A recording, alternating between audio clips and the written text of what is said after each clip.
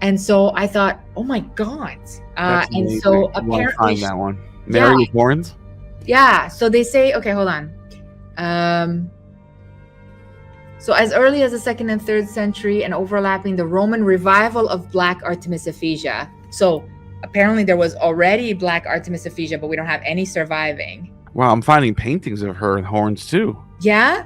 I just found a painting of Mary and Jesus both with horns. I'm not surprised. You want to see this? Yes. I'm trying to find out. I want to see who painted this. It looks like a Renaissance. Okay, Peter of Verona, 1206. 1206, yeah, that's it. Look at this. This is amazing. I'm saving this one. I'm gonna use this on some of my videos from now on. Here it is. I'll show you 1 second. This is great. I don't know what it is about horns. I just like them. I'm telling you. Like, since I've done that episode, I've just been noticing them everywhere. Yeah. Wait, can I not save this or something? Oh, I can share my screen. That's what I can do. Okay. Check this out. See the horns? Oh my God. Jesus too. So this is from the 13th century. I wonder why they. I wonder what's the backstory of this painting. I wonder why they thought that was like horns have always been. And actually, I just posted something on Instagram. Well, not just, maybe a week ago, where it's a Filipino statue of Mary, and she's standing on something, and there's 2 horns on the bottom. And my post created a bit of a debate because people are like, I think that's the crescent moon. Yeah. Well, I don't know. Is it the crescent moon or is it 2 horns? Because it looks like yeah. Or could it be like a pun on both? I have no idea. Like an artistic way of like showing the crescent moon is horns. But this guy here, I don't know why I would say that, because the bowl, the horns of the bowl is the image of the crescent moon in some mythologies. That's right. It probably is both then. Mm-hmm. Yeah, this guy that I'm looking up says that. So in this Roman catacomb, Mary is drawn with the infant Jesus. Her hair is styled with the lower ends curling out in the shape of what Jordan, who's a scholar, refers to as the Greek letter omega.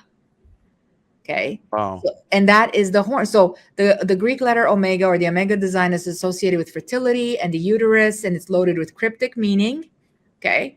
And the omega symbol was often used in Egyptian ritual art to depict a cow's uterus, though in the case of Isis and even Astarte, the Syrian goddess, the omega symbol is often inverted so that it looks like the goddess is wearing a large pair of horns.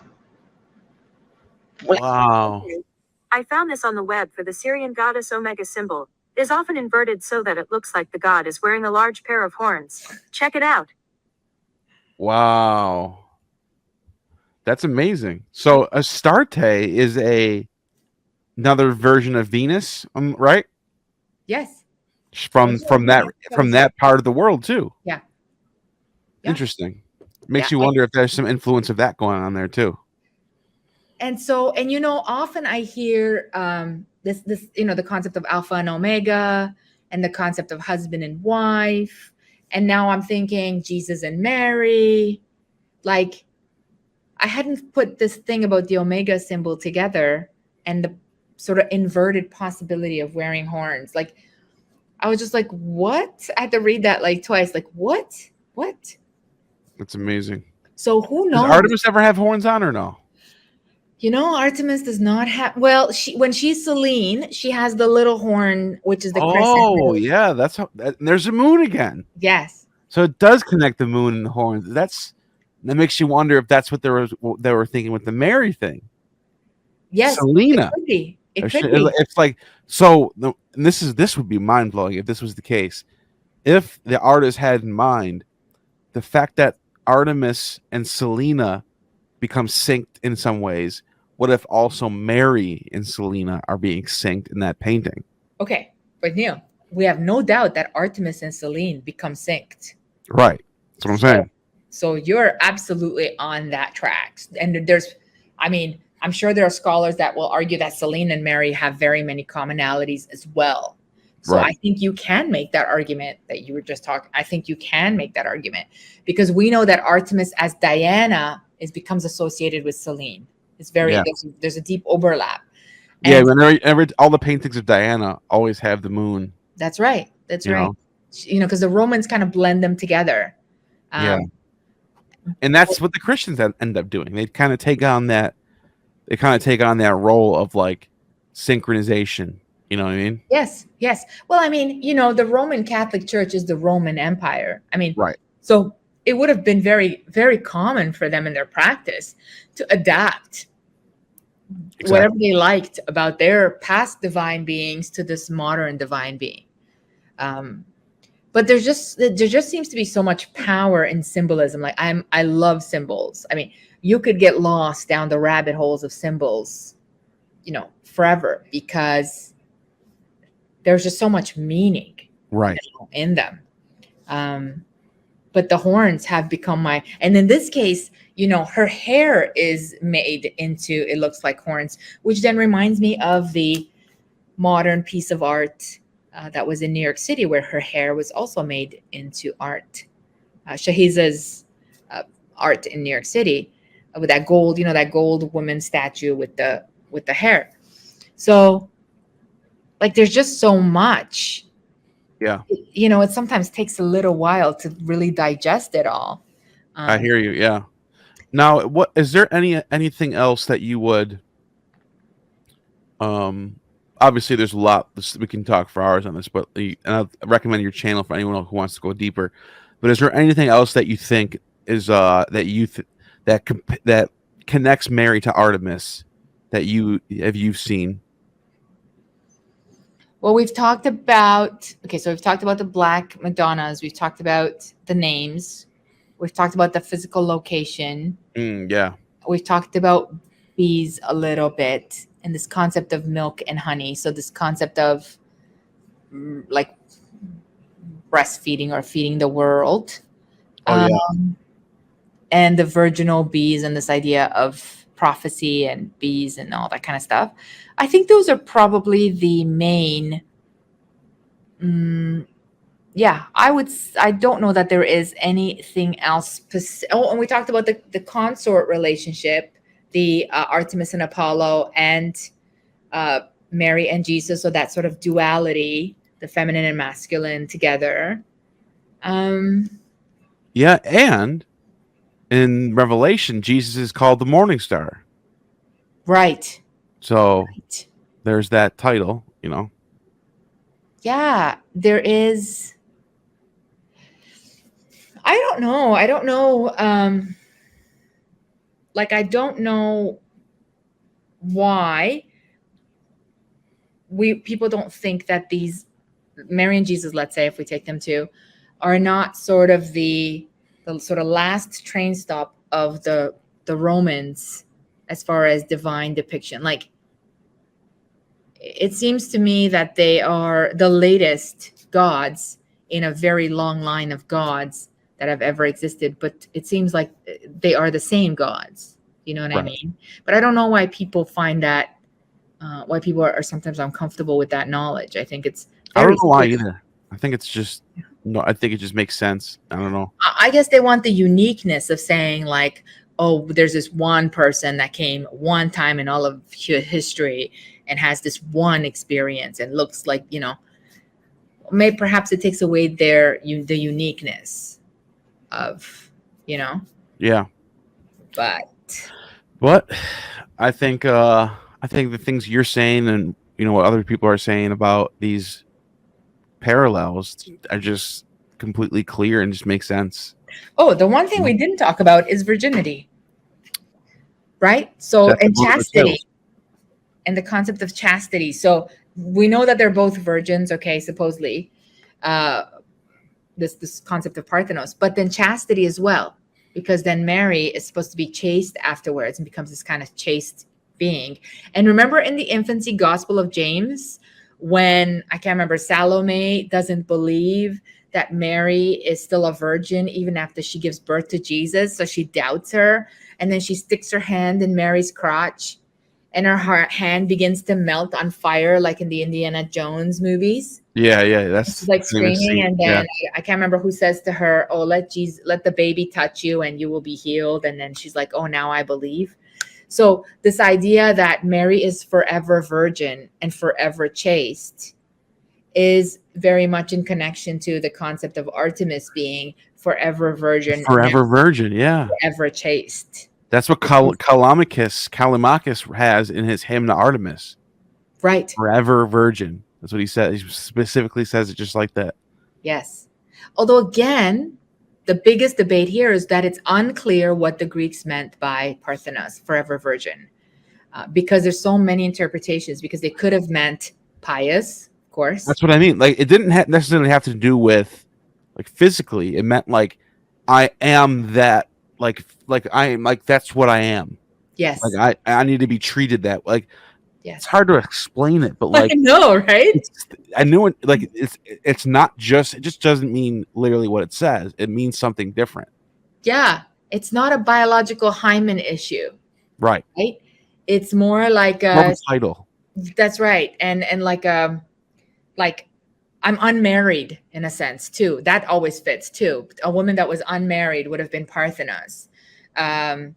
So it's like You see it with Athena too. Athena. Right. It doesn't imply that they never had intimate relationships, but they were not with a man, and they were not mothers, and they were not whatever.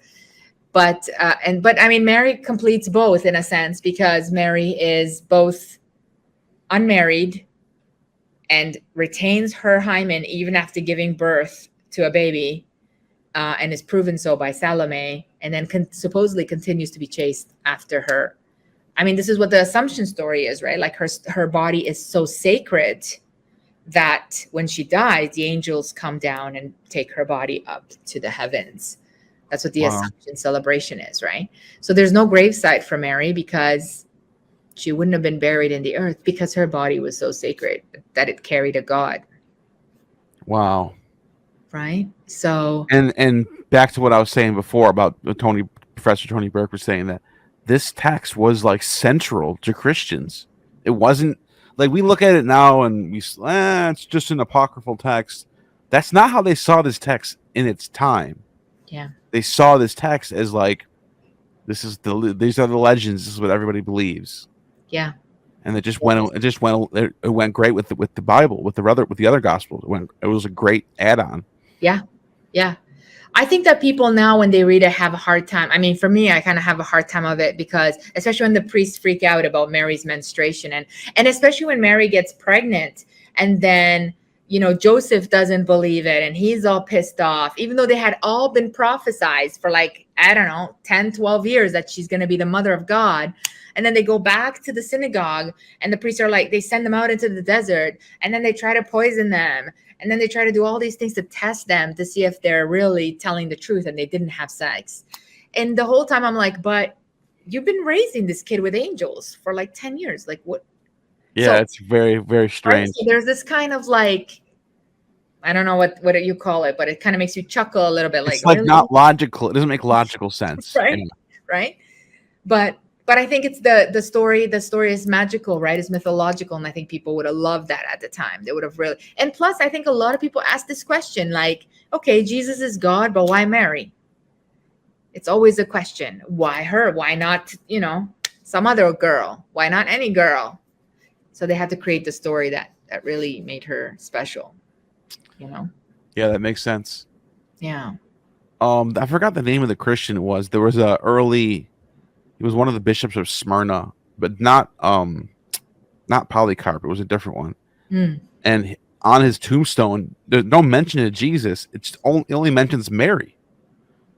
So like for his tombstone he was a Christian. Okay, no doubt about that.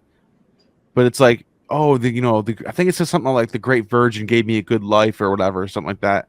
Something along those lines. It was like, it's own. That's it. That's all it mentions. Like, and that's what I want to. And we were talking about this earlier. It's like that's what I'm trying to explain to people. Is like Mary is like she is God. Like it's another synonym or like title of the Godhead, especially early on in the 2nd century. And while you're saying that, I'm thinking that you're absolutely, there's a lot of men that are fascinated with virginal goddesses.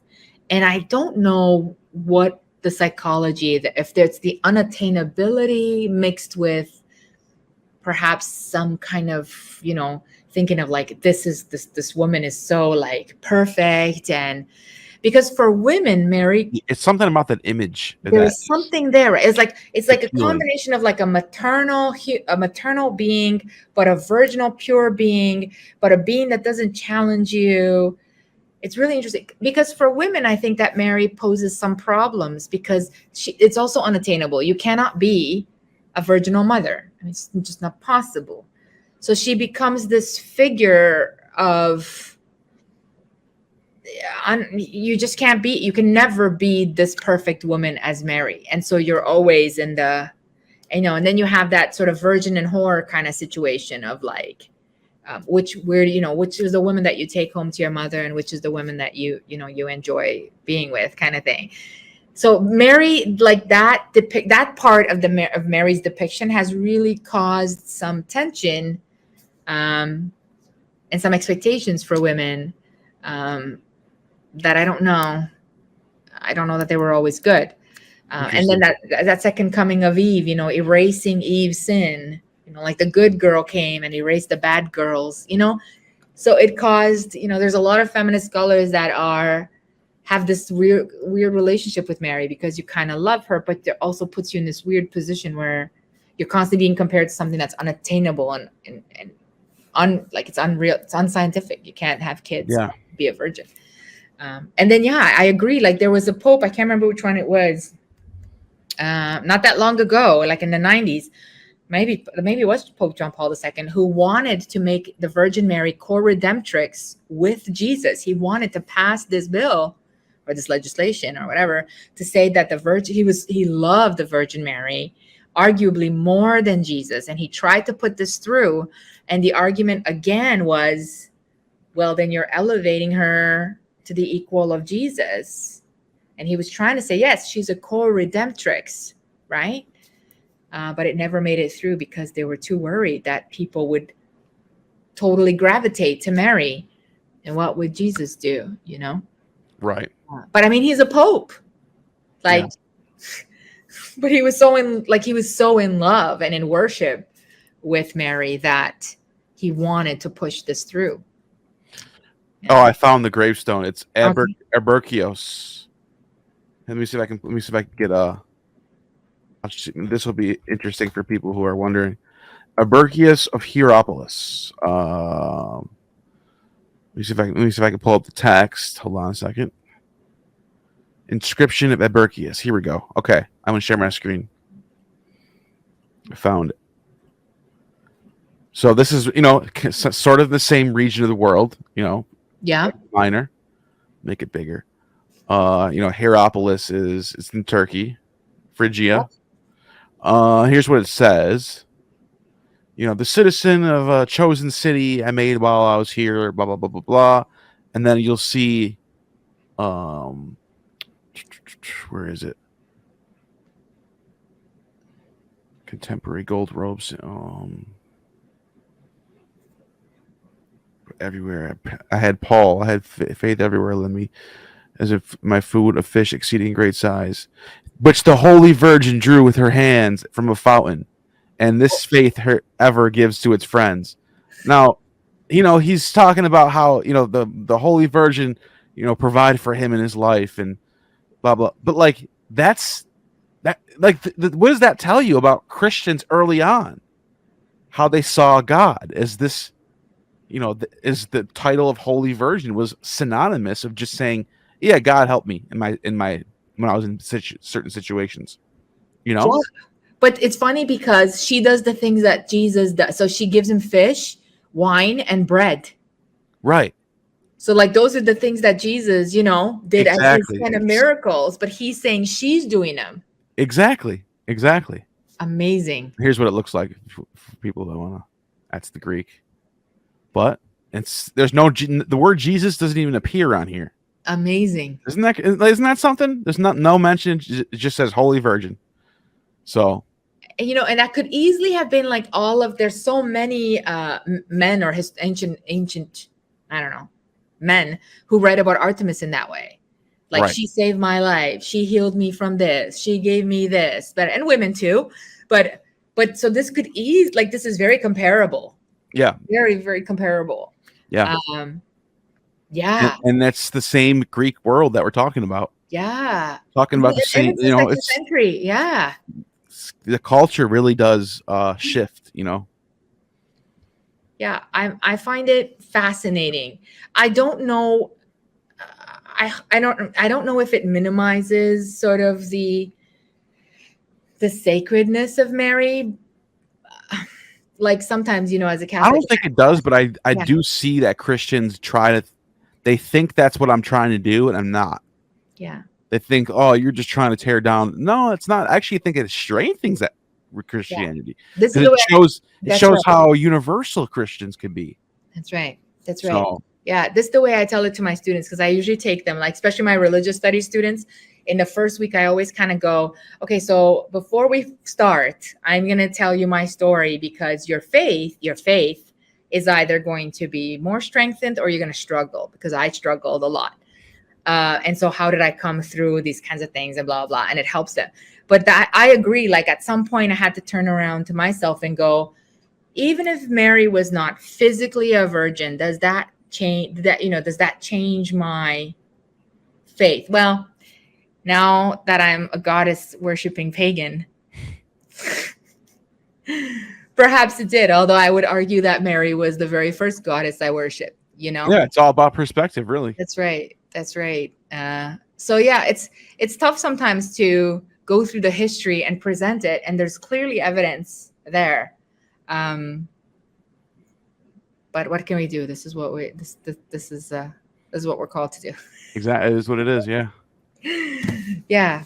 So I definitely, I think in Ephesus, I would argue that the Virgin Mary was a perfect fit for that city and that place, and the goddess like Artemis. And so my argument, though, is that Artemis survives in the Virgin Mary.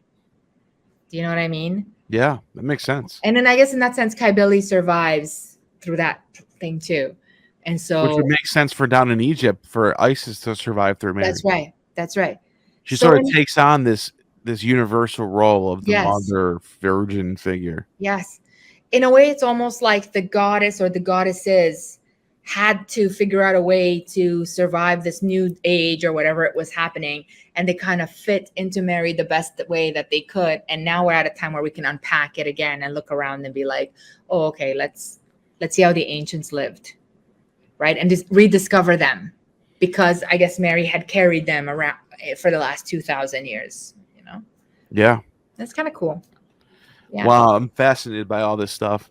I definitely want to once again remind anyone that's still watching, check out the link down below and subscribe to the Goddess Project. I highly recommend it. And we're going to do more of these in the future. Yeah. So stay tuned for that. Anything else you want to promote or anything that's coming out? Any videos coming up? I'm working on this book on Artemis of Ephesus, which is kind of taking a while. My next video, I don't know what I'm going to title it, but it's going to be about Apollo. And I think I'm going to call it Why Apollo Sucks So Much. No way. I can't wait to watch that one. Because he drives me nuts. Does it really? I am not a fan of Apollo at all. And I know a lot of people that are. And I'm always, so I think I'm going to put together like I always like Dionysus more than Apollo. Of course. Dionysus is boo. But I'm going to make a list of like all the ways Apollo sucks. And I think that's going to be my next episode. I can't wait to watch that. I'll check it out. Anyways, thank you for everything, and you have just attained true gnosis.